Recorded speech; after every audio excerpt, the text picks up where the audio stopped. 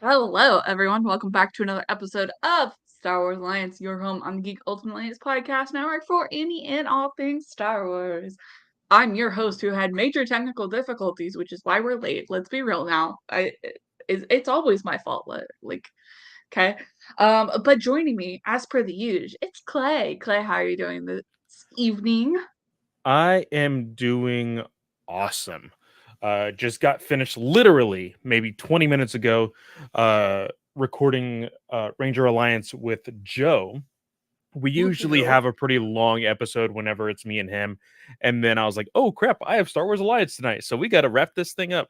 So you will, of course, be hearing that next week. And I went to the local library, got my first library card in a very long time. Oh, Uh, yes. and uh, and got to sit down with Amber Lynn and had like a book read to us. So it was really fun. So yeah, been a pretty good day so far. I got an undercut yesterday. It looks really good. Thanks. I'm super happy with it, and now I can put Icy Hot right there at the base of my skull instead of just on my neck. Um, all right, y'all, before we get into the limited amount of news we have today and an email that came in actually last week, but we didn't get to it because we both were like swamped. So, before we get into that, we got podcast paperwork. Star Wars Alliance, part of the Geek Ultimate Podcast Network. 7 shows, 7 days a week. Or on Mondays, every other Monday. But you can find all of that in the description box below for your reading pleasure. There are 3 ways to support us as a podcast. The very first way is via Patreon, where we have 2 tiers. The $1 tier helps keep the kyber crystals charged around here, and the $5 tier gets y'all ad-free episodes, exclusive episodes, and any early episodes that may drop. Um, Second way to support us is the ads. We're an ad-supported show, ad-supported network. Clay or I will give you a warning before those ads are to occur, but just so you know now, we don't get to choose who the ads are from, nor how many times you hear the same ad in the same episode, nor how loud those ads are. So that warning is just to help you prepare those volume levels. Um, Last but certainly not least, please feel free to rate and review us on your favorite podcatcher of choice. Those reviews really mean the world to us. They help put us into the feeds of other listeners who may not be following us on social media. And yeah, we're going to be talking spoilers for Tarkin, a canon novel today, in our road to Ahsoka. But I don't really feel like this one revolves around Ahsoka. It just happens to be a book that we both had, and had been meaning to review for a while now. And it just kind of fills in this. So, that is what you can expect out of this episode today, y'all. But, Clay, I'm going to hand it over to you for where we are going first with the news. Yeah, let's go ahead. This was a topic of discussion in the GUA chat, just because we do have non-local members in the Mhm. GUA as far as country, but we saw that Ahsoka merchandise will be exclusively available in US for US Disney Plus subscribers when the series premieres. So just with that title alone, how like how do you feel about this? Like, is this a smart move? Like, like of course, both Travises, both in Canada, had the same exact reaction. Wow, Disney just must really not like money. And I kind of have to think of the same because it's very odd that we literally come back from Star Wars Celebration in the UK Yep. and there is Headed not to Japan in 2025. and there is no international merchandising for this series. What's going on? Especially when Ahsoka is one of the most beloved characters for the Star Wars franchise.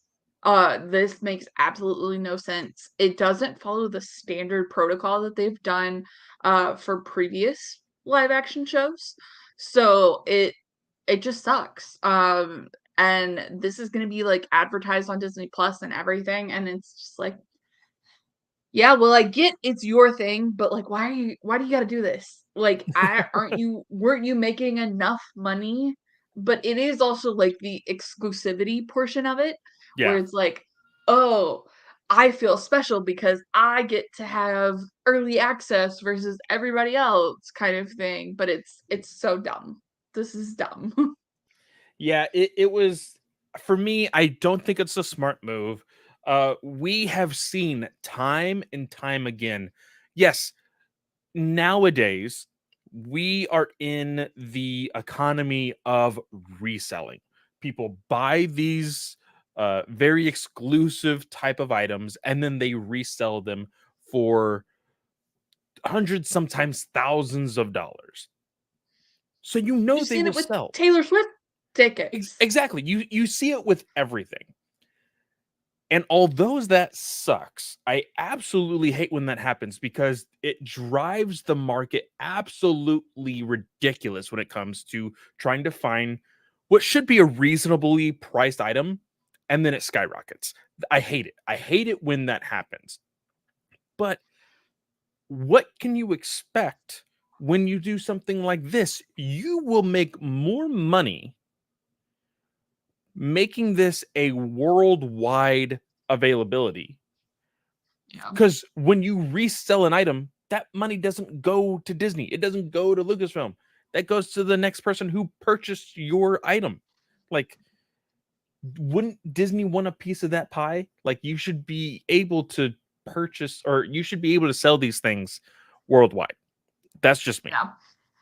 And I mean, Chris pointed out that the Legacy Saber set for Ahsoka is actually already available on the Shop Disney website. So it's not even like it's exclusive like new merchandise. Like this is it's dumb. Yeah. I think we Uh, both agree it's dumb and could just go on and on about how it's dumb. yeah. Like, well, just to say this, like, the the lightsabers are already like super hard to get. Like not everybody can purchase something like that. I know that you're planning a trip to Disney World. Disney who's already in the G-Way that has gone to Disney, Brent, Joe, and Chris, they have already gotten lightsabers or planning to go get lightsabers later on this year. Like not Hmm. everybody can afford those types of things. And so with this, it probably could have been a relatively what's the right word affordable thing and now not Yeah. everybody can get it, Well, so because the that's why it Legacy sucks. Saber set is this like it's not even like an affordable like merchandise. Like the toy sabers you and I used to pick up like in Walmart kind of thing. Like this is a $250 lightsaber set. Like you're gonna make plenty of money on this. Yeah. So, um, but yeah, that's my opinion. I'm sticking to it. Andrew is chiming in. He says Ahsoka will obviously be on Disney Plus in other countries, so why not sell in other countries? And I think they're opening it up afterwards. It's just the fact, like, oh, it's exclusive to US subscribers for 1 week after Ahsoka premieres. So it's going to kind of be, but like also, like Clay pointed out, it could sell out kind of thing. They may do that. Yeah. So And I guess so I to play devil's advocate, uh there has been times where movie premieres debut a week or 2 weeks before US. That's happened before. mhm. Um, and then we have to avoid spoilers. Um, so I guess you can say like now we're even type of thing, but even then, like it's not fair. And I understand. I will always remember this. Fifth grade, my Texas history teacher taught me this saying: life's not fair, never has, and never will be. Um, it's again that within itself is not fair. But like you said, we can go on and on about this. I just don't think it's a smart move. Yeah. The last bit of news we have is the Star Wars Hunter video game that is currently a Nintendo exclusive, which was announced originally to be released by the end of 2021 has now yet again been delayed to early 2024. Um, this was clarified by a content creator for Star Wars gaming as a true to clarify that the group involved or publisher Take-Two Interactive earning call stated that it was late fiscal year 2024, um, but the content creator clarified that it was actually later fiscal year 2024, which means it still could be 2023 because as we know, a lot of companies actually end their fiscal year like in 2020 or in the year they're currently in and then move on to the next year. It just helps with numbers. Especially with like the holiday season, it kind of just like balances everything out. So, what do you think about this? This game, it's it's a little bit of a doozy. Um, this has been all over the place. Originally, the teaser, not a whole lot of people reacted well to this because, of course, it does have some of the same graphics as that of a Fortnite for, of course, all the other platforms: Switch, Xbox, PlayStation. Um, and it's been in the same kind of vein as far as the battle royale type, the shooter, and a lot of people for several years now have stated we're kind of tired of that type of gaming. We want something new. We want something that is story driven, that is very interactive. And another game that has come out recently, Baldur's Gate 3. I know I'm getting into a lot of video game jargon, but it does. I do have a point behind this. Uh, Recently came out, it blew up and people love it so much so that developers have said, "Hey, this should not be the new standard. You're raising the bar too high." Other video game publishers have said that about this game that comes out, and that just that basically says, "Hey, we want to make as much money for the lowest amount of work." And with this, unfortunately, I think it's been delayed so much, you're not going to get the return you think you're going to get. Um, so I think that I will try this game, but I think it'll probably be one of those games where I play it for a week and then forget that it even exists. And especially because like the tie-in novel that was done by Mark Oshiro, it's on my shelf actually. You can't see it because it's on the top shelf, but like I haven't even read it because the game hasn't come out. So like I want to kind of save that so where we can kind of promote his work at the same time. But I also hate it because this book literally came out and it was not promoted by Star Wars at all. Like literally the book came and went and nothing was said about it kind of That thing. sucks. Like it was bad. None of the official accounts like mentioned it. So I hate that. Um but at some point I'm gonna have to read it because it's just like I want to read it. The book and the game take place shortly after the events of Return of the Jedi, relatively close to the start of the Mandalorian. Just kind of to put it into perspective for you guys for where you could expect this game to take place chronologically. Um, but the game has been soft launched in a couple different markets, uh, but has not seen a wide release. And the soft launch sections of the world that have gotten the game have seen multiple updates come in. So I honestly would expect more delays. If see, I didn't know that it had a soft launch. What I might do tonight, if not this weekend, um, I have been watching a lot of streamers lately, just because I've had a lot of downtime.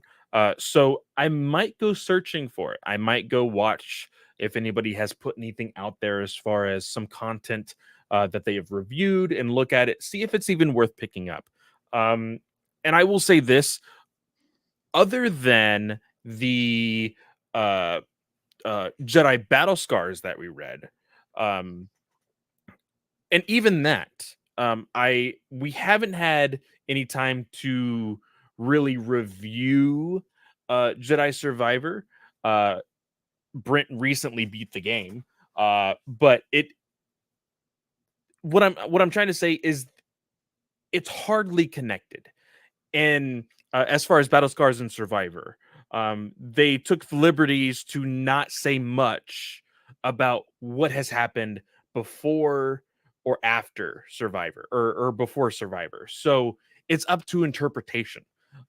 If you want to make that book canon, of course, we all know that a lot of, if not all, of Star Wars books are canon. Correct? Now with this, I want to know how well, and forgive me, who's the author of the tie-in?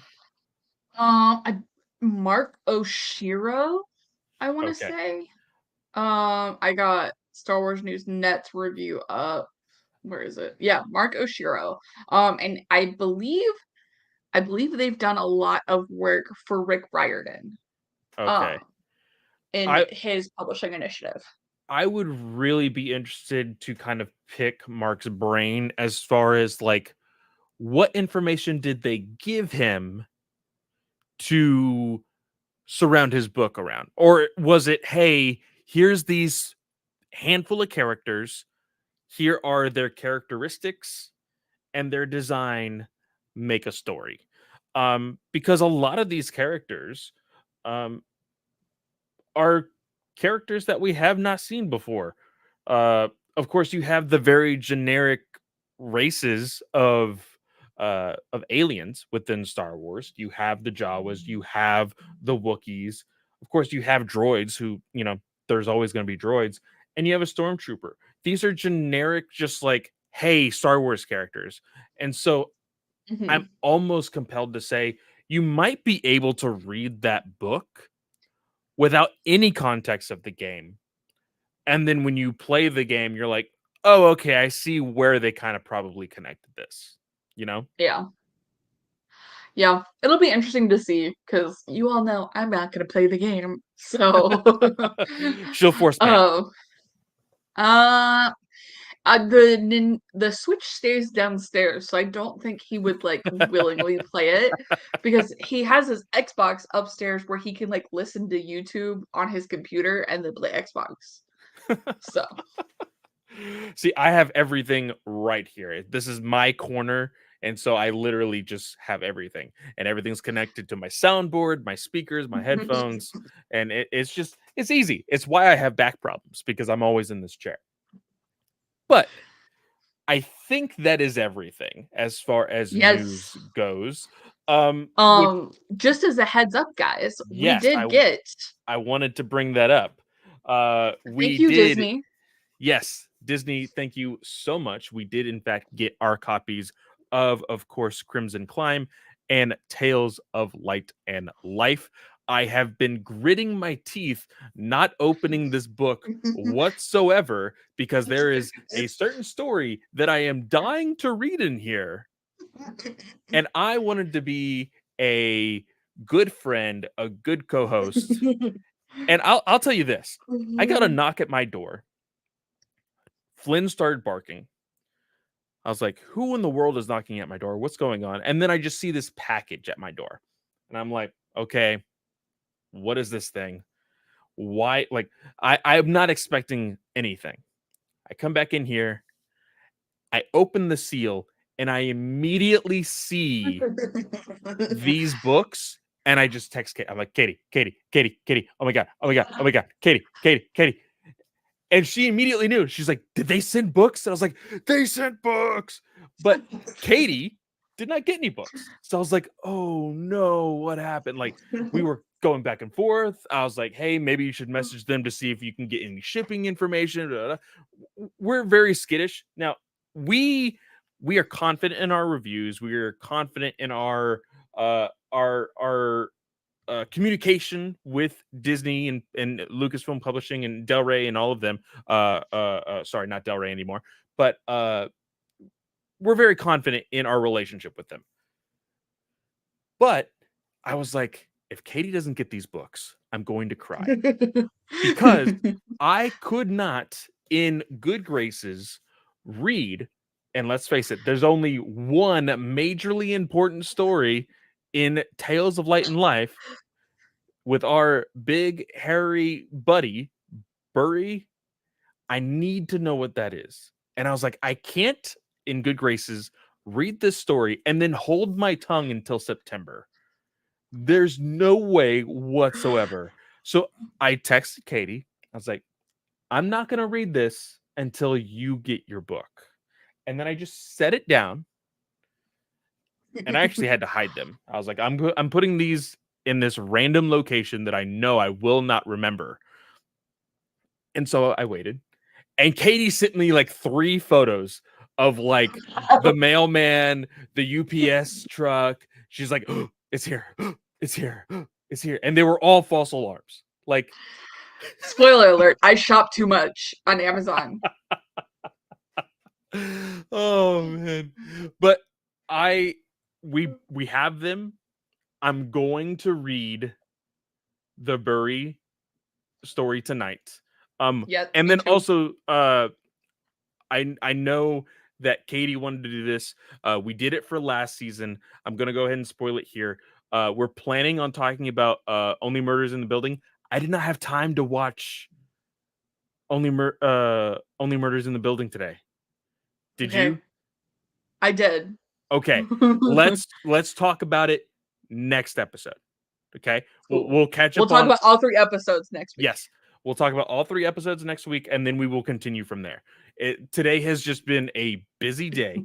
So just so you know, we cannot say anything about these books until They did not give specific embargo dates. So my thought process is release week. yeah, Um, and so we got Crimson Climb, which is October 10th. And then Tales of Light and Life, which is the first Tuesday in September. I knew that one was a little Which bit closer. September 5th. So it's going to be kind of a whirlwind because we're going to have Return of the Jedi. From a certain point of view, Return of the Jedi, we're starting 5 stories a week next Mhm. week. And we're starting from the very beginning so we can go through the movie. And then we will have a general thoughts episode on that, on the book, the week of the 20th. We also have an interview. I'm not going to tell you In with the who. works. In the Yes. works. We're hoping. There's a Um lot going on with Star Wars Alliance, people. Uh, it, there hasn't been a specific date for that interview, so we don't know when the actual interview will be recorded and when that yeah, within itself will be released. Everything is still in the works. We are pretty confident we are going to get everything set up perfectly. We just need your graces, your patience, and your time. Uh, yeah. So but with that, let's go ahead and jump into our spoiler review of Star Wars Tarkin. Now, this book, Katie, I will be 100% honest with you. Whenever I am listening to an audiobook, I usually, uh, specifically with Star Wars, to kind of get into the vibe and the theme, I put on Star Wars Battlefront on my PlayStation. I put my headphones in and I just listen to the audiobook while I'm just gunning down droids. That's all I do. Um, Now, there was a couple times where I had to rewind and I was like, wait, I missed something here. I was way too focused in the game. But also, there's a lot that happens here in this book while also a lot not happening. It's very yep. it's a lot of something and a lot of nothing. Which is like it sounds like a negative, but there's just like I'm not going to say a biography of Tarkin, but it's just like there's like the least amount of action compared to other Star Wars books that we've read recently. Hmm. And so it's like, honestly, easiest thing that I could say, this is a political book. This Very is a much so. politics book. And you said you brought up biography. To me, this has always felt like kind of a pseudo biography Hmm. because we get a lot about how Tarkin came to be, and how he grew up on Iriadu. Um And so kind of continuing with that, like the present time for the book takes place 5 years after the end of Revenge of the Sith. Yes. So that's kind of where we are timeline wise. The Death Star is being built, and Tarkin is in charge of everything. But this kind of takes Tarkin from a Moff to the first Grand Moff. Um, and so that's it very much is how we get to where we are Yeah. with Tarkin, because we've obviously seen him in the Clone Wars, we get him in Rebels, but like how do we get in between? How do we get from there to New Hope? Kind of from Yeah. Revenge of the Sith to A New Hope. Um so with it being a biography political book, because there are like political machinations and all happening, what did you kind of think overall before kind of diving into specific elements?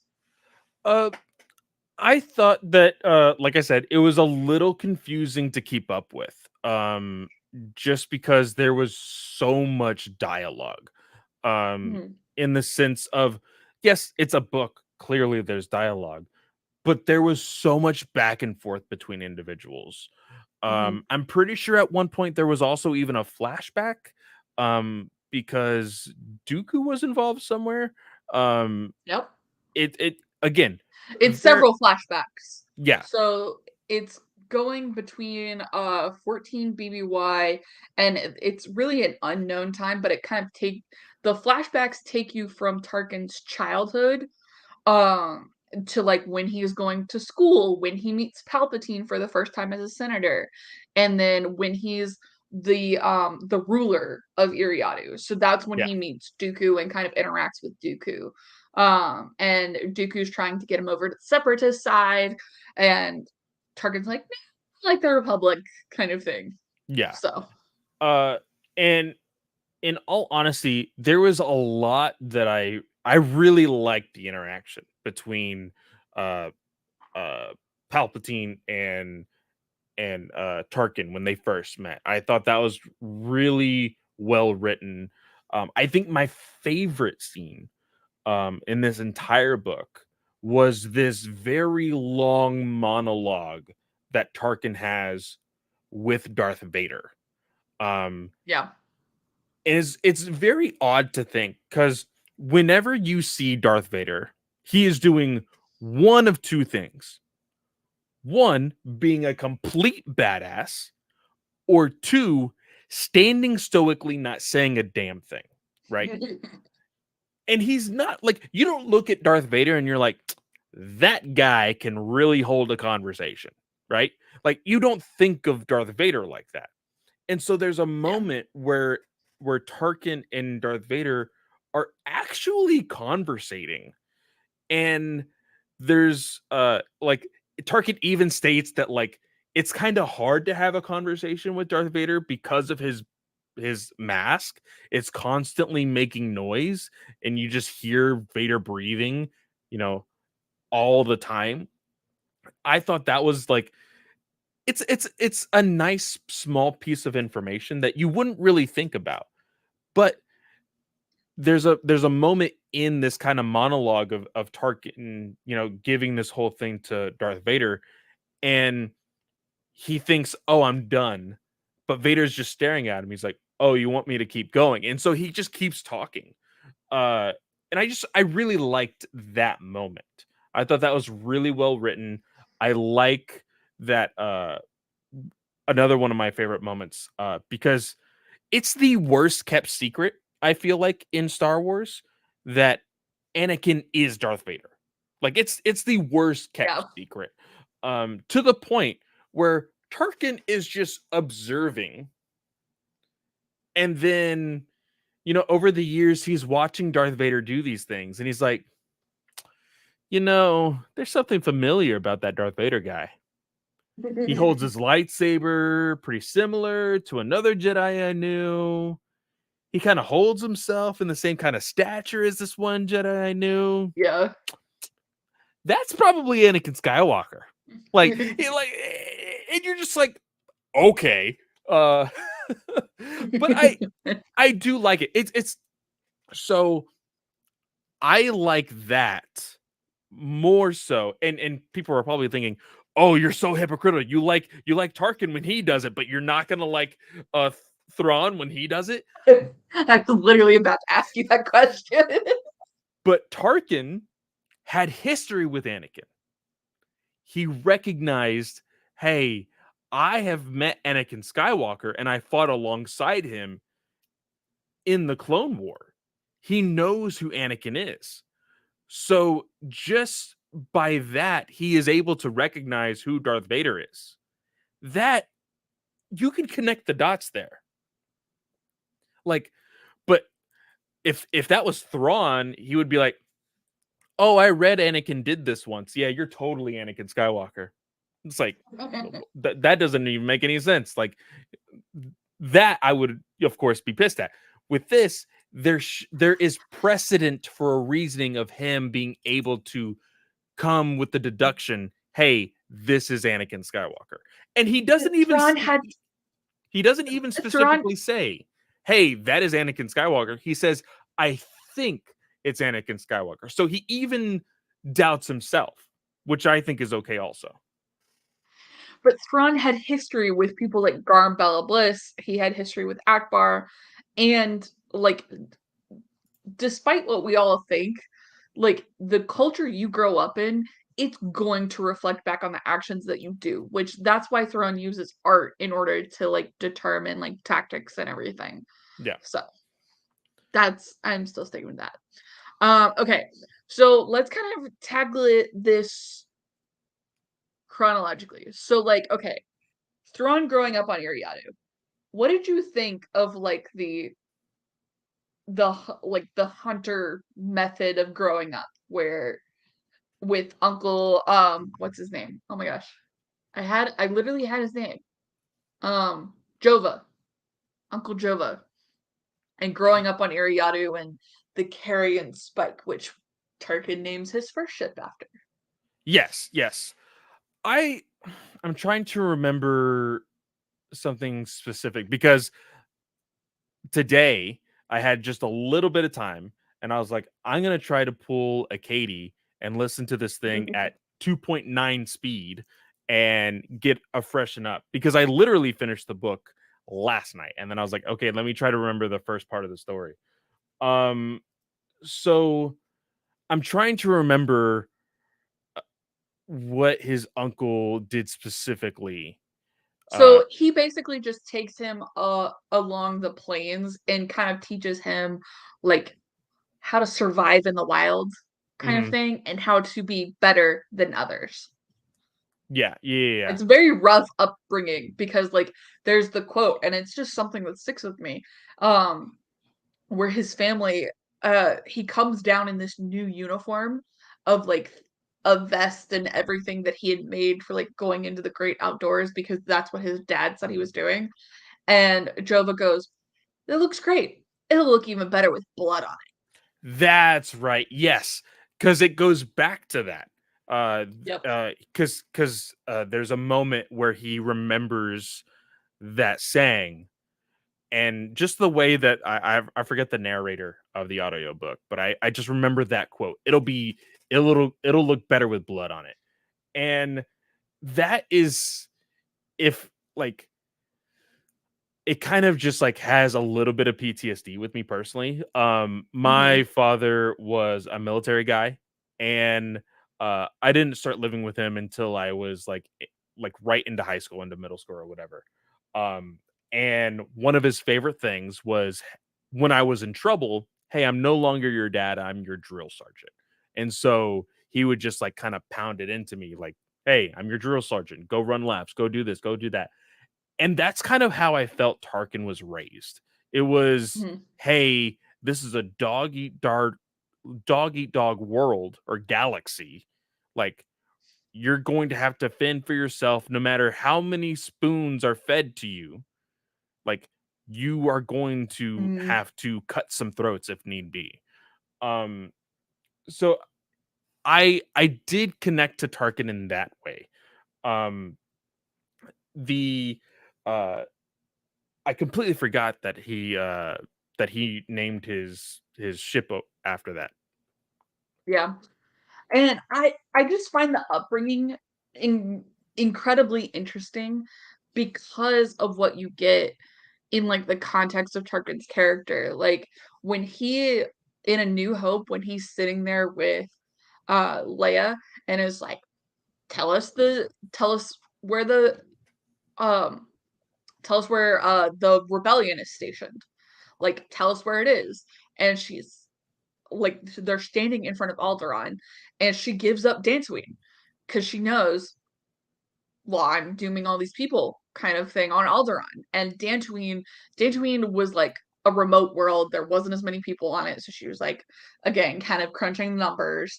And the rebellion had been stationed there, but they had moved recently to Yavin.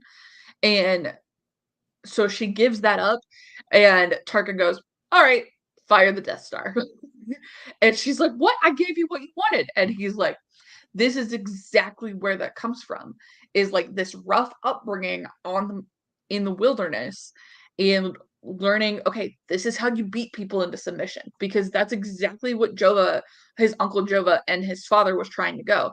Like, you do not just like lead people, you dominate them and you put them in submission. Yeah. It's just eye-opening context, I think. Yeah. 100%. So the main kind of storyline is Tarkin has been called to Coruscant by the Emperor, and they have run into a problem where the HoloNet is being hacked. So it's basically like AI right now, where the people were basically just dreaming up these images or copying someone's face and putting words in their mouth, and then like people would act on them assuming it was legit. So the HoloNet's being hacked. So Tarkin and Vader are tasked with going to hunt down the equipment and the people that are doing this. And in doing so, we kind of learn, oh, it was set up by this whole thing was set up by a spy who wasn't happy with his place in the Empire and was looking to like move up the ranks. But also like this is like the first big sign of rebellion for the Emperor. Yeah. I really dug this just because it is very stereotypical in the sense of whenever you look at in any story, if there is a type of hierarchy, army, military esque type of scenario within those who are quote unquote evil, it's always, just like I said, a dog eat dog world. You always have to step on somebody in order to move up. And Mm-hmm. this individual had planned this whole thing out to be like, hey, I'm down here, but if I can get up here, I can rule whatever. And Yep. it ultimately, it for me, when thinking about the Star Wars universe, I always have to think like, you're not going to be emperor, right? Like, what do you expect? You can Mm-hmm. only do so much shit before the emperor. And even Darth Vader says when he confronts him, he's like, yeah, you did this to move up the ranks, but it cost thousands of our army. It killed so many people. So yeah, like we probably would have like been like, huh, you did what you had to do to get up in the ranks if it was like maybe a handful of people, you know? But like for Yeah. the fact that you put a dent in our military and in the Republic in the Empire, like we're you're toast. And there's a moment where Darth Vader is about to force choke him and kill him. He's like, you know what? No, no, I'm not gonna do that. Instead, hey, you and you throw him in an escape pod, and when I say go ahead and launch him out into space, and Yep. I'm just like, holy crap. If you didn't think Darth Vader could be any more darker than he is when he force chokes people, or just like, honestly, I'm surprised he didn't cut him down right then and there. But at that moment, I'm like, holy crap. Like, Darth Vader is the goat. I'm sorry. Like it's so good. And he pulled that specifically from Tarkin because like kind of learning about how Tarkin grew up and knowing what was it Ravis? Um the spy admiral dude. Um He Rancid? was oh shoot. Um Yeah, Rancid. yes. Um and so he pulled that straight from Tarkin because before that um Vader had kind of asked Tarkin about his upbringing and kind of asked all these questions and like he knew okay Rancid was like the enemy to Tarkin. He was trying to specifically take Tarkin down by stealing his specific ship. Like we see later on that, and especially with Lords of the Sith, the Lords of the Sith book. Oh my gosh, you're gonna love that book. Um, but like you see how Vader grows and is growing in his own speed, but he doesn't kill like that. That's not something he does. This was specifically, hey Tarkin, I did this for you kind of thing. Which You don't feel that?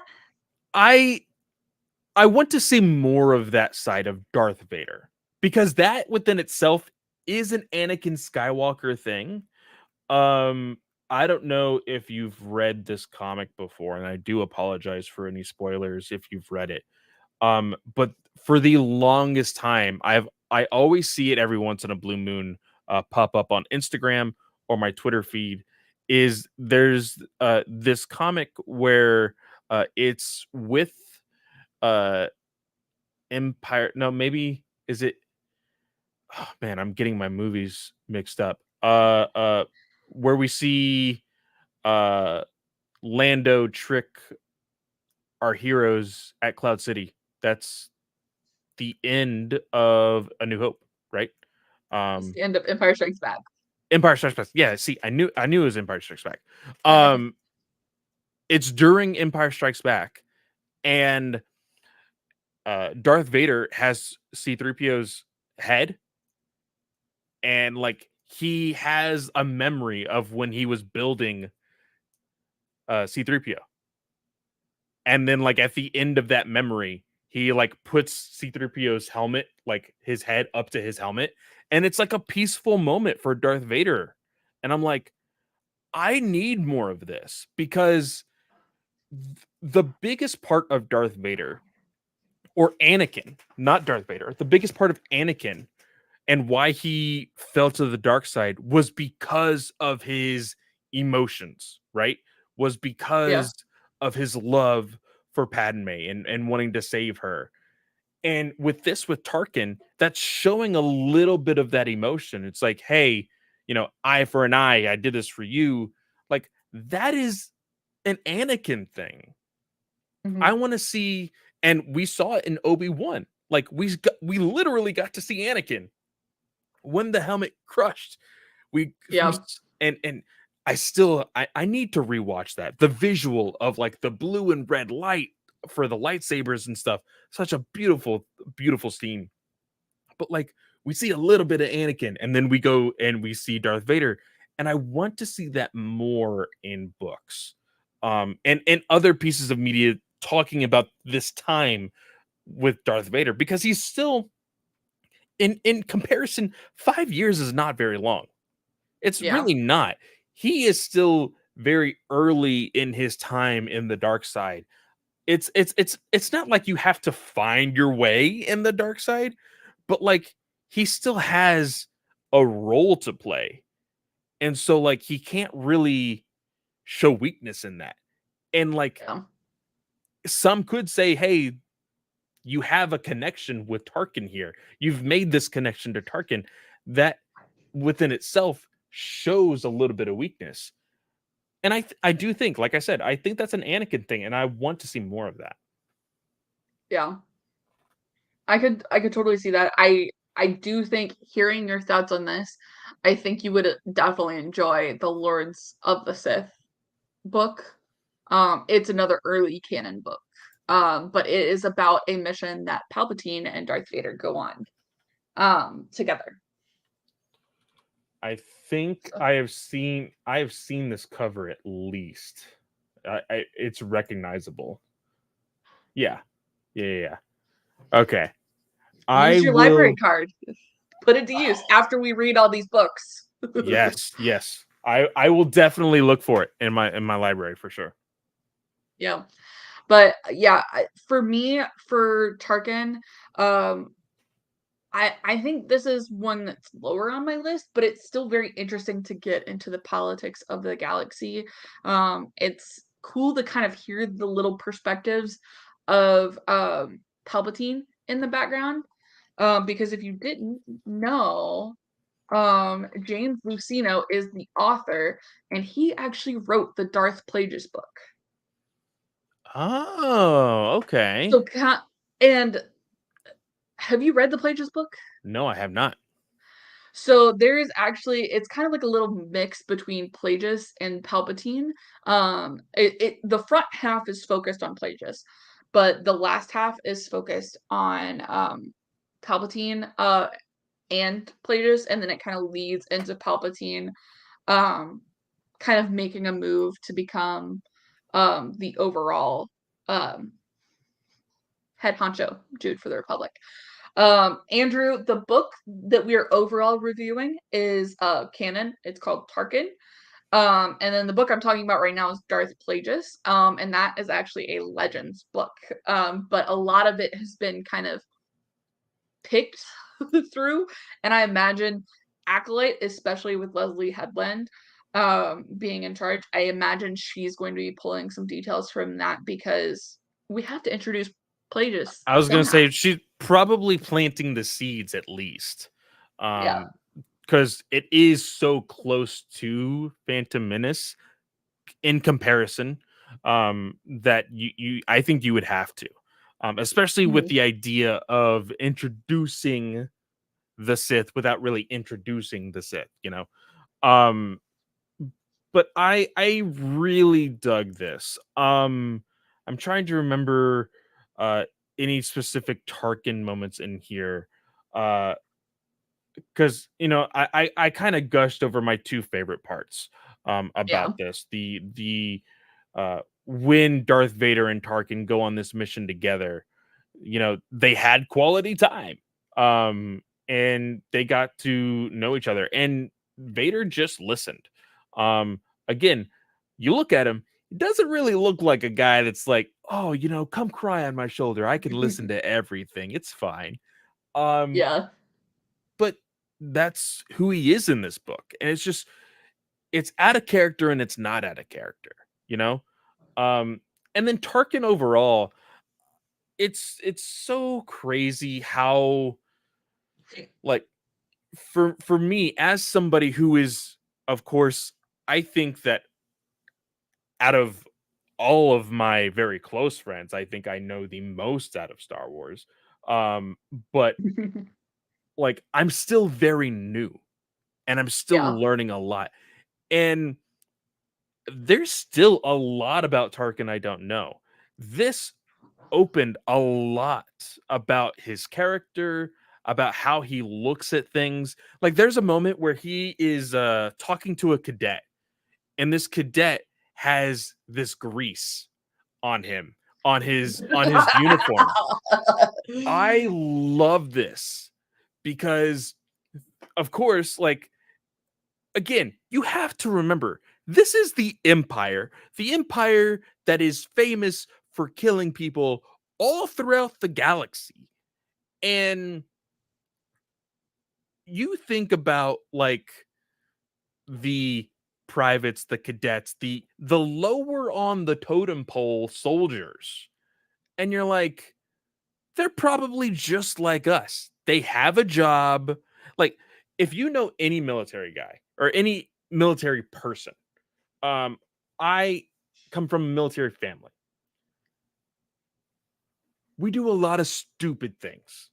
Um, and it's more so because the idea is, well, I survived the military. What else could kill me? Is Yeah. really the mentality a lot of my family members have, which is absolutely insane. You should see the 4th of July and New Year's Eve at my house. It's crazy. No, Um, I think I'm good. but it when it comes to things like that, you're probably like, yeah, that's probably how stormtroopers are. Especially when we see some of the dialogue in like Clone Wars and Rebels, and even in the last episode of The Mandalorian, those two guys that are punching freaking Grogu in the sack. Like you're like, Yep. yeah, these guys are idiots. Like that's basically all of stormtroopers. And so they're going to mess up probably 100 times out of 100 sometimes. And Tarkin's like, "Hey, what you got there?" He's like, "Oh, this is you know, my hair's got to be perfect. Okay, so it's probably a little bit of hair gel, and I'm sorry. I'll go clean it off right now." He's like, "No, no, no, no. That's that's not hair gel. That that's grease. Grease from this specific piece of equipment that, from my understanding, was out of inventory for a small amount of time when it wasn't supposed to be." And the guy's And he, like, like, goes into, like, drugs and everything. "Yeah." He's Oh, like, it's such a it good it moment. it, it goes all downhill from this guy. He's like, "Yeah, your teeth look like you've been, messing with spice probably. Like, you're on the clock, right?" And he gets all into it. And again, it's this idea. And again, I like this from a perspective with Thrawn in Rebels, how it's like a Sherlock Holmes moment. He is deducing things just visually looking at this person. And it's just like he's connecting the dots. I love it when a character can do this. And honestly, it's just because I love Sherlock Holmes. Um, Highly But you recommend the hate Thrawn. It's different, okay? It's different. By the way, I highly recommend the BBC show Sherlock. Um, Yes. but it's I, I just love that moment. Because it puts somebody in their place, and then you're like, oh crap, what's gonna happen to that guy? Uh but it's a great scene in the book. I absolutely love it because it gets to this moment where oh, this is how Tarkin got to be where he is, Yeah, you know? for sure. Alright, so where would this book fall on your list? Kind of like the super masterpiece, whatever So list. this, I think, it's not as show offy as the other books that we've had. And what I mean Mm, by show offy is it's not a grand adventure. It's not one battle after the other. Um, it's kind of in the same light of like the Jedi problem with not a whole lot of lightsabers. Like it has a lot of that stuff because it's supposed to be your more grounded type of story. But every yeah. universe needs that type of story because not everything can be as bombastic as the first or the next or whatever. It's just Yeah. you're always on a high, you need low points. This is one of your low points, but that's not a bad thing. I would say this is like a middle tier. It's in the middle of that middle tier because like I said, it was a little bit harder to follow. There's a lot of information getting to you all the time. It's jumping back and forth. Um, I think to really get a good grip on this book, I would probably need to listen to it again at the normal speed, not sped up, to really absorb everything. Yeah. And that's fair. For me, it's about the same, and I think it's specifically because of, like, the genre setup. Um, because, like, I read it I think this is, like, my 4th time through the book. Um, so for me, it was a little bit of an easier read, but I understand where you're coming from for sure. Um, so yeah, that's kinda where it ends up for me. Um, we will let you guys. Obviously, we're gonna be talking about return from a certain point of view returns next, y'all. So the book is out the last week in August. But we have early access to it. So the embargo is up next week. So we will be going through 5 a week starting August 16th. It's just a good way to break things up and kind of give everybody rest but also be able to talk about all 40 stories individually. So have a little book club prepared at the end of each episode. Until when did we say? November? Yes, until November, that will get us through all 40 stories. I think the second week of November is when we will be completely finished. Cool. The last thing we have for today, guys, is actually an email from David, which David sent this last week. So I'm sorry, David. Again, we apologize. But he wanted to kind of comment on the greatest Jedi question that we were talking about on a couple episodes ago, and Yeah. it was the big thing on Twitter. So he said, I wanted to share something I thought of when you mentioned the greatest Jedi. It can mean uh, but Obi-Wan Kenobi is my favorite for so many reasons. If you Google some of these words to search for a meme, it's where I saw it. Defeated Maul twice. Dooku and Vader twice. Dooku was once. Vader was twice. Grievous, Ventress, plus anything else I'm not aware of from the comics. Very fair points. He lost Qui-Gon, he lost Satine, lost Anakin, and would have left the Order with him if Anakin had asked. Lost the Order, never turned to the dark side, and was played by the wonderful Ewan McGregor. Anakin is not the greatest Jedi, but may have been the best during the Clone Wars. Even that's debatable, though. What do you think about this?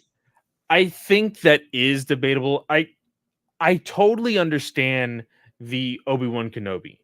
Um the there's this, I don't know how the saying goes, but basically that like uh you become your strongest through hardships. And uh who has gone through the most than Obi-Wan Kenobi?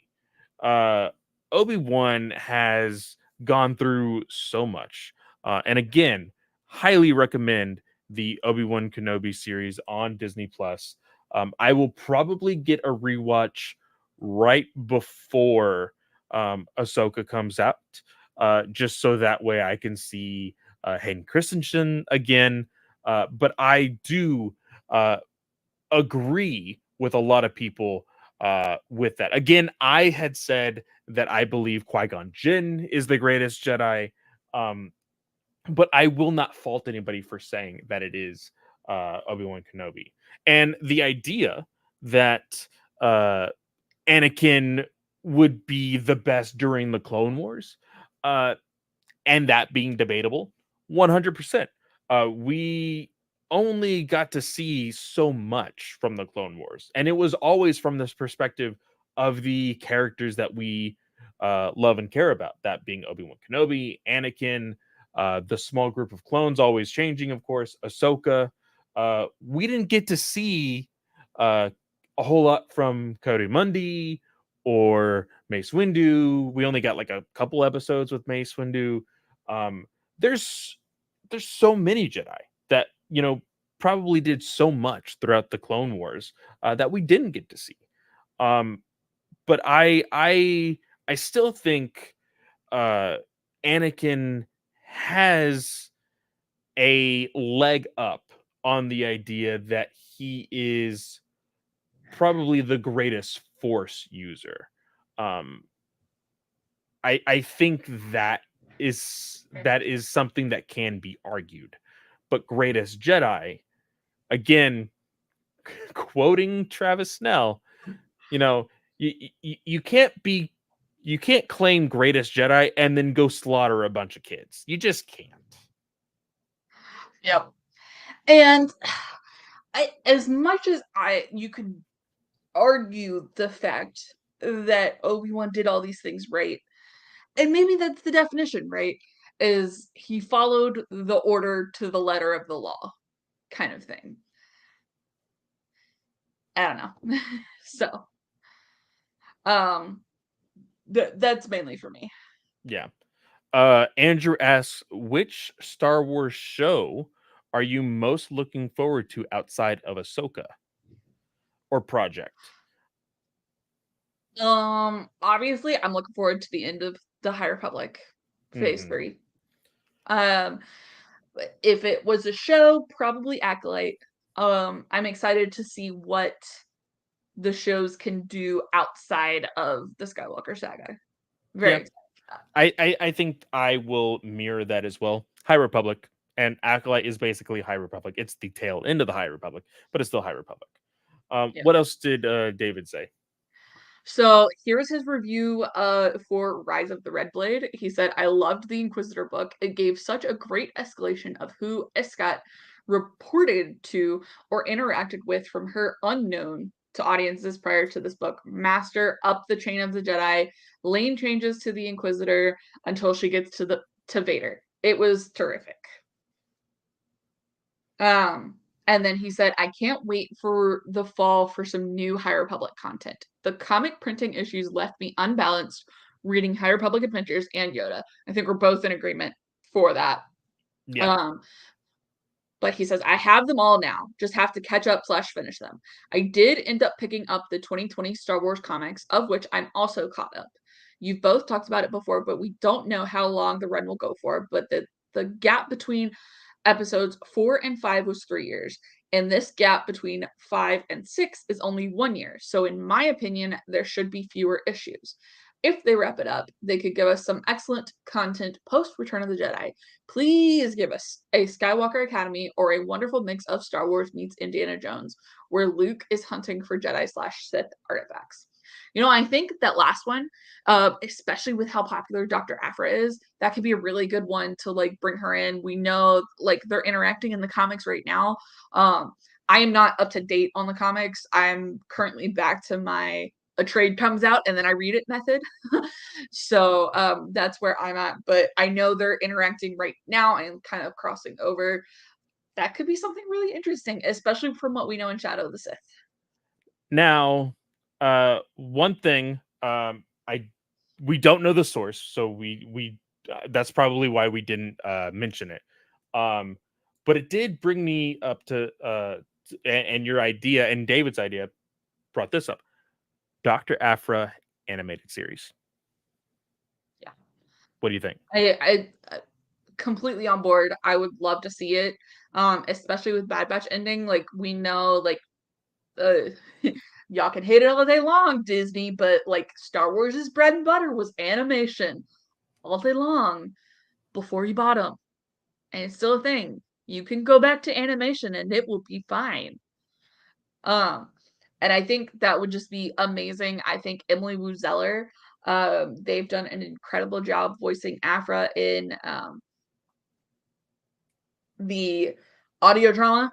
And I know they've done voice acting for video games and stuff, so that could be a really good pull in to Yeah. have some continuity. What do you think? Would you be down for that? I would be 100% down. I think that with the popularity alone with Dr. Aphra, um, the the comic fan base for that run, I think they would show up for sure. Yeah. You throw in the representation aspect of that as well, you get more viewers just because of that. I honestly think that would be the smartest move. And you do bring up a good point. With Bad Batch ending, you can play with the idea, hey, we're still in the Skywalker saga, which Star Wars loves to stay in. Like, let there be a legitimate reason for staying in there. Explore characters that we haven't seen on the screen before. Yep. Dr. Aphra would be a perfect addition to that. Yep. Especially for something post Return of the Jedi. I don't want you could maybe like tackle her like early days like in college, but like I wouldn't want to see them tackle anything between A New Hope and Empire Strikes Back. I'd want it to be afterwards. Yeah. If they went in that direction. Andrew says, I wanted to say that since I started listening to the network a little over a month ago, I've been enjoying all the shows. Andrew, we really appreciate you being here for the Alliance. It's Yes, amazing. Andrew. Also, I did notice that you followed me on Twitch. I do stream every so once in a while. It's usually a late stream, so I don't know if you are a an insomniac or somebody who just stays up really really late, a night owl if you will. Um but I've been trying to find a schedule to where I can stream a little bit more. So thank you for following me on Twitch also. Very cool. Yes, completely. And then a couple more things. He said whoever ends up with your giveaway of the blade is lucky. There was something about Porter Engle that's so great to see in comic form. And y'all, I don't have any entries for that comic, and I know I haven't promoted it. Life has just been insane, okay? But it is sitting on my shelf. Um, so you can, if you're interested, just tell me what your favorite High Republic Star Wars character is. Tell us on Twitter. Mention the Star Wars Alliance Twitter. You're good to go. Or send us an email if you don't have social media. And then the last question that David had was about New York Comic Con. With the strikes currently going on, which, by the way, the writer's strike reached 100 days this week. Yep. So, uh, you suck, AMPTP. Get your shit together. Pay your writers, pay your actors. Um, so he said, with the strikes currently going on, of which I'm a supporter of the writers and actors, what do you think that looks like at New York Comic Con? If I'm correct, the entertainers and actors did not go to San Diego Comic Con, right? In some communication from New York Comic Con, they said the guests will still be coming, but that panels and other events that typically promote material will not be happening. What do you think the chances of the strikes being over and contracts being updated by October? Will I still get my photo with the greatest Jedi of all time? So in regards to the photo comment, I know like Hayden Christensen was going to participate in a panel talking about Star Wars, and then he dropped out of that, but he still did the photos. So it all depends on kind of like what Ewan McGregor's up to. Um, and like he may decide, oh yeah, I still want to do photos, but like so it all depends. It all depends. Yeah, Um, we know that things have been a little muddy when it comes to the rules and everything's kind of confusing, but I would say trust in SAG-AFTRA and trust that the celebrities know what they can and cannot do. um mhm, as far as New York Comic Con and them having something written up quick enough for everybody to be, yes, that's the thing we're doing, we're and now everybody can go back to what they were promoting and blah blah blah. October's just around the corner. 100 days came and went so fast. yep. um I truly think, with the we were just talking about this in Ranger Alliance, there has been more mudslinging, of course, on the other side. Um, not necessarily with the writers and actors. The writers and actors are simply saying, "Hey, we want to buy food for our families," and Yep. the studios are saying, "We want you to go hungry and then beg us for a lower deal." Um, Yep. and that's just shit. I'll just say it how it is. Um, and because of this type of uh I guess negotiating tactic that these studios of the what is it, the AMTPT uh Yeah. is is going along with, I don't think that October will be that sweet spot for a new deal. um I would hope so, because that's a long time to strike. That would be 6 months exactly. I am pretty sure, from the end of April to October. That's what everybody believes will be the sweet spot. But I know just recently, I think either last week or the week before, a total of nearly $9 million was donated to SAG-AFTRA. um, and I think that will be able to help a lot with these actors and writers uh, to be able to go a little bit longer on this strike for sure. Yeah. And like we saw today, like one of the indie comic publishers is going to be publishing a comic written by some of the writers. Like I think the boys writer is attached to it, and some others, and it's just like an anthology. And they're going to be publishing that, and all the proceeds are going to be going into the fund. Um, so there's a very quick way to fix this, guys, and you just make it work. But yeah, it's depressing. I'm Yes. ready to have coffee back. That's what I'm ready for. Y'all, and I'm on a cleanse, if that wasn't clear. and in regards to the strike also, like we are very much prepared to have the days like we did during the COVID shutdown, very Yep. limited entertainment, but there is plenty of stuff to watch while all of this is happening. You need to remember it's not about us, it's about them. um, uh, Precisely. if anybody has ever thought, "Hey, I don't get paid enough for this shit," that's what they are going through right now. So just have some grace, have some patience. Uh, I think eventually there will be a deal. Um, we just need to have the idea of, hey, it may not be as soon as we think. Yep. Exactly. All right, y'all. So the last thing that David had in his PS, Clay needs the new Thrawn books now that he's done with the Heir to the Empire trilogy. Why do you hate me, David? Um, It's a request. We have to do it now.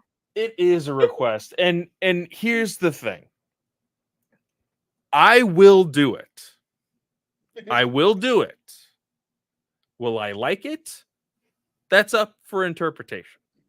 Um, because I think it's only fair to. I mean, let's be honest. Rebels is canon. I should be able to get away with just being able to watch Rebels and say, "Hey, I like that version. I'm okay with that." Um,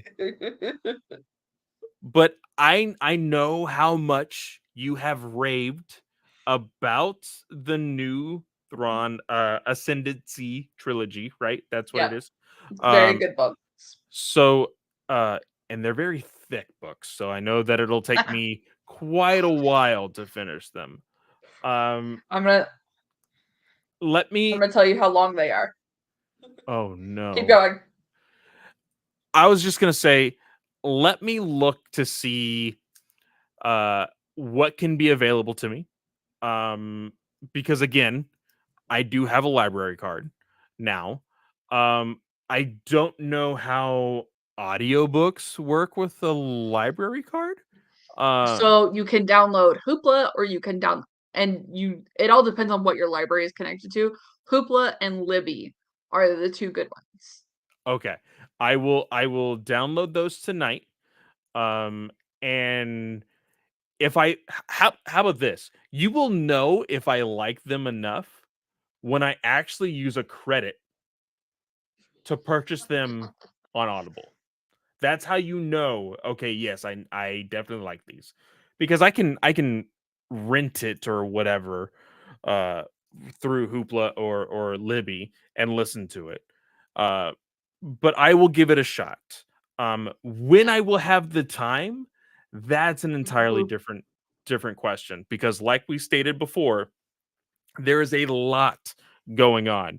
Remember, we have season 4 of Rebels to get through all in 1 week. Next week, we have to get started on From a Certain Point of View. We have these other two novels right here in our possession. We have an interview that we are prepping for. There is a lot going on. So, and I also have a 10-month-old that I'm watching every day. So, uh and for me, I feel so bad putting a headphone in my ear while also attempting to play with her. Like, I just feel bad, so I can't do it. I've Yeah. tried to, like, do homework while she's playing. I feel bad. I can't do it. 100% attention, I just have to. Uh, she's 10 months old. She wants to put everything in her mouth. I can't just, like, I can't let my brain doze off. So, uh, so I think, uh, let me look into the first one. Let me see what we can do. And when we find the time, because like we said, we are prepping for what possibly could be a very low point in entertainment. I'm sure that we can find some time to possibly review those again. I know Yes. that Katie has already reviewed them while they were coming out, but we can do a retrospective on it for sure. Yeah. All right. So you want to know how long these books are? Sure. How long? So, so this is the Empire trilogy. So Thrawn is 17 hours. Thrawn Alliances is 13 hours and 20 minutes. And then Thrawn Treason is 13 hours and 13 minutes. 17 hours for the first book? But wait, Thrawn Ascendancy, Chaos Rising, book one, is 15 hours and 5 minutes long. Book two, which is called Greater Good, is 16 hours and 17 minutes. And book three is 23 hours and 13 minutes. Why? Why are you doing this to me? just to That kind of put it in just if to put it in perspective, that is not his longest Star Wars book. guys, Vision of the Future is 26 hours and 16 minutes. oh my god. Okay. Okay. Just to put this in perspective, okay? We're going to Audible right now. I'm going to Audible. I am looking at my library, okay? I think my longest book currently. Let's see here. Um let's see here. 16 hours, 10 hours, 13.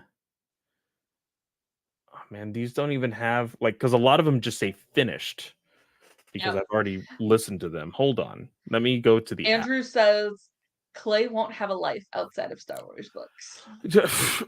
Andrew, I don't have a life outside of anything. Let's be perfectly clear there. Um, golly, So I do believe that third Thrawn Ascendancy book is the longest canon Star Wars book right now. that is Um, absolutely insane. yeah. It's stuff like Aragon, Eldest, Brissinger, Inheritance, those are all about the same length. Um, so yeah. Like from a certain point of view, a New Hope is 15 hours. Yeah. Um, freaking, uh, like I had said, what was it? Was 16 hours. What was 16 hours up here? It was Cataclysm is 16 hours. Yeah. Like those took me a week to finish. 23 hours? That's like a whole month. Are you kidding me? Like do you know what's insane? Okay. At at 1.5 speed and then getting confused and dropping it down to regular speed for Tarkin took me 3 days. 3 days. That's it. With this Thrawn trilogy, if I was to say, "Hey, nothing else exists in life other than these 3 books, I literally would not be able to finish for at least 4 days. And that's listening to it nonstop. What is wrong with you people? Hey, just be glad that we have the unabridged audiobooks, okay? Because if you look at Dark Force Rising's unabridged audiobook, that's 3 hours. They Yeah. condensed that book into 3 hours. Like, no, not the life for me.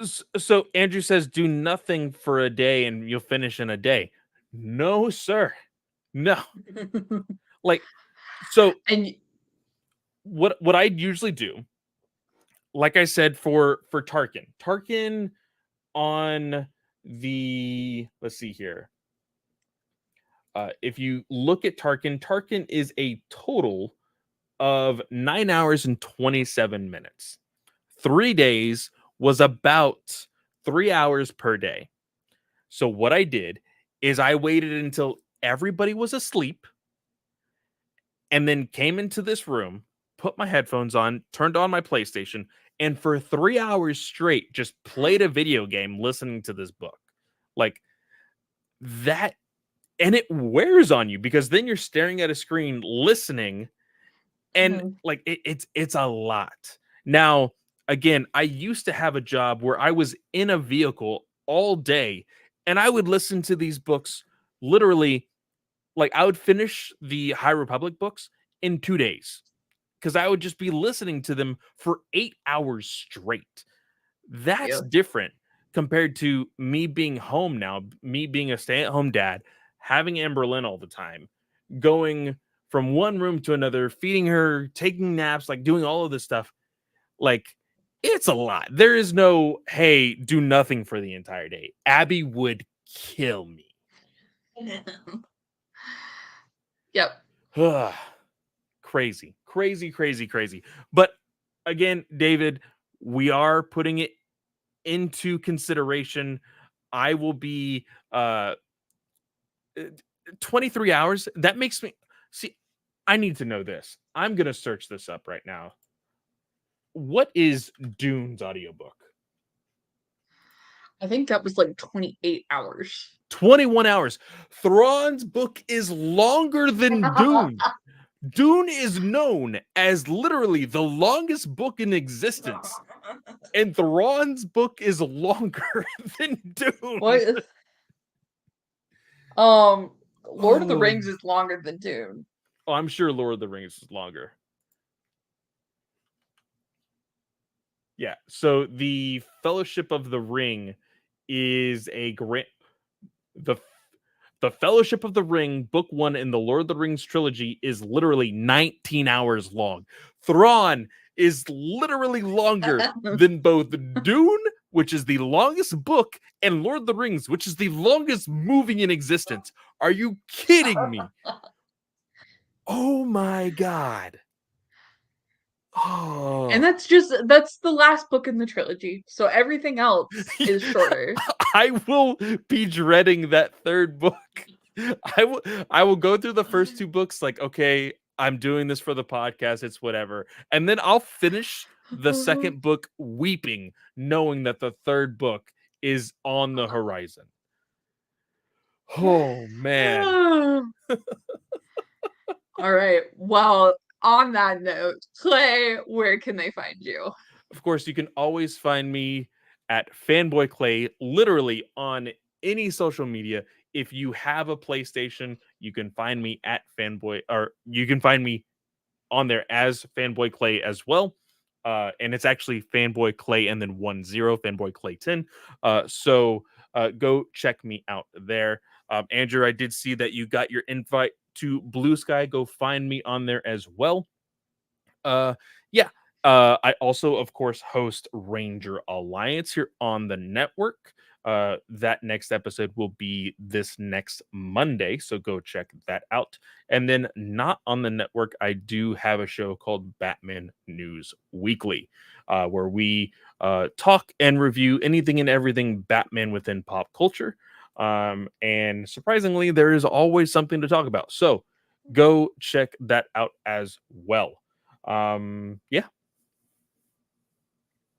Y'all, you could find me on any social media platform. It's at Slice of Katie. That is also my personal website, sliceofkatie.com, where you can find me if social media just implodes. Um, and that's where you can find all my writing and everything. So you can plan on that. This show you can find on Twitter. It's at Star Wars Alliance of the A and the Wars. Very important. Don't forget it. That is also our email username, StarWarsAlliance@gmail.com. No A in the Wars. You can also text or leave us a voicemail, 830-538-4828. Remember those because Ahsoka is coming up, y'all, and we want to hear your reactions. Like, we want to be able to share those. So if you're willing to share with us, remember, give us a name or a nickname, whatever you want us to call you on here, uh, as long as it's appropriate. Um, um, Yes, these so messages and voice calls, whatever you choose to leave, will be vetted before they are played on Star Wars Alliance. As long as you, Andrew, thank you for following me on TikTok. I just got the notification. If you would like to leave a voicemail or text message, I do have the Star Wars Alliance hotline right here, and we will share those live uh, when we are reviewing Ahsoka. I think it's just I have a couple friends that have a hotline on their podcast. They use it a whole lot. They have a lot of funny interactions and a lot of cool reactions as well. So please don't be afraid. Don't hesitate. We use those. We are going to use those for any and all reviews that we do, whether that be books, whether that be movies, whether that be shows. We want to get you guys involved for sure. yep. And like especially like y'all, Clay and I both will either, I know Clay stays up, but I like tend to wake up because it's Eastern time, so I get more sleep if I sleep till 3. um but like we know we're up early in the morning and we're reviewing each episode week to week, but if you're watching and you're a week behind or whatever, we're still willing to hear thoughts on the previous episodes for sure. Just something to consider as we continue to go into Ahsoka. So yeah, I think that about wraps us up because I don't have a show to plug anymore. But please be like, if you're on Patreon, uh we are planning the August. I believe the call-in show is going to be at the end of the month, that last weekend. But I will also be getting Patreon episodes out consistently. That is something on my to-do list. I really want to put effort into that. So that's what you can expect from me.